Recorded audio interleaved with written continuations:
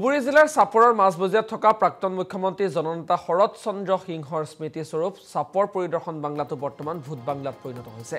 বিগত এবছৰ ধৰি বন্ধ হৈ আছে পৰিদৰ্শন বাংলাটো। ফলত বাংলাটোৰ আজবাববোৰ এপদ এপদকৈ জহি খহি গৈছে, কিন্তু কোনো ধৰণৰ কাণ সাৰ নাই বিভাগীয় কৰ্তৃপক্ষৰ লগতে স্থানীয় প্ৰশাসনৰ। অতি শীঘ্ৰে পৰিদৰ্শন বাংলাটো পুনৰ নিৰ্মাণ কৰি জননেতাগৰাকীৰ স্মৃতি জীয়াই ৰাখিবলৈ চৰকাৰ তথা বিভাগীয় কৰ্তৃপক্ষক আহ্বান জনাইছে স্থানীয় লোকে।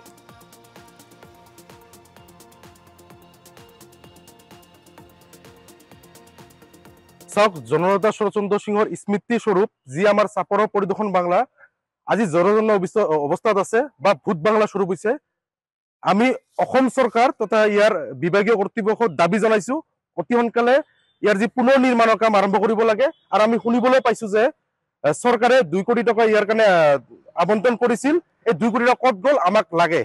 কাৰণ যদি আপোনালোকে শৰৎ চন্দ্ৰ সিংহ তথা চাপৰবাসীৰ চাপৰ অঞ্চলক ভাল পায়, এনেকে হাত সাৱটি বহি থাকিলে নহব। অতি সোনকালে স্মৃতিস্বৰূপ জননেতা শৰৎ চন্দ্ৰ সিংহৰ পৰিদৰ্শন বাংলাখন পুনৰ নিৰ্মিত কৰিব লাগে। আৰু কাৰণ আপোনালোকে গম পায় যে আমাৰ ইয়াত মুখ্যমন্ত্ৰী তথা ডাঙৰ ডাঙৰ নেতা আহি ইয়াত জিৰণি লয় তথা বিভিন্ন সমস্যা লৈ আমাৰ আলোচনা হয়, লগতে সমাধানো হয়।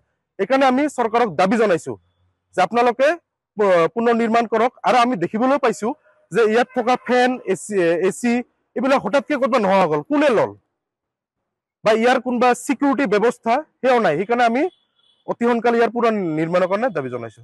না স্মাৰক পত্ৰ দিয়া নাই। আগন্তুক দিনত আমি যদি কাম পুনৰ নিৰ্মাণ কাম আৰম্ভ নহয়, আমি স্মাৰক পত্ৰ দিম। লগতে আমি অসম চৰকাৰৰ মাননীয় মুখ্যমন্ত্ৰী ডক্টৰ হিমন্ত লগ ধৰি ইয়াৰ বিষয়ে আমি আলোচনা কৰিম। কি কম, খুব দুখ আৰু পৰিতাপৰ বিষয় যে আজি আমি অতদিনে ব্যৱহাৰ কৰি থকা আমাৰ যি চাপৰ পৰিদৰ্শন বাংলাটো আছে, আজি পৰিত্যক্ত অৱস্থাত পৰি থকা দেখি দুখ লাগিছে। প্ৰায় মৃতমান অৱস্থাত আমি দেখিছোঁ। এইখন আমাৰ পৰিদৰ্শন বাংলাটো আমাৰ মাননীয় জননেতা শৰৎ চন্দ্ৰ সিংহদেৱৰ দিনতে স্থাপিত কৰা হৈছিল। আৰু তেখেতে তত্বাৱধান কৰি থকা আমি দেখা পাইছিলোঁ। আৰু কেতিয়াবা ডাঙৰ ডাঙৰ মিনিষ্টাৰ যেতিয়া এইফালেদি ক'ৰবাত যায়, অহা যোৱা কৰে, সিহঁতে জিৰণি চৰা হিচাপে ইয়াতে অকণমান জিৰণি লৈছিল। আমাৰ ৰাইজে তেখেতসকলক মত বিনিময় কৰিছিল। বিভিন্ন ধৰণৰ কেতিয়াবা ডাঙৰ ডাঙৰ আৰ্টিষ্টবিলাক বিভিন্ন জেগাত ধুবুৰীলৈ যায় বা বিলাচীপালৈ যায় বা চাপৰতো আহে, তেখেতসকলে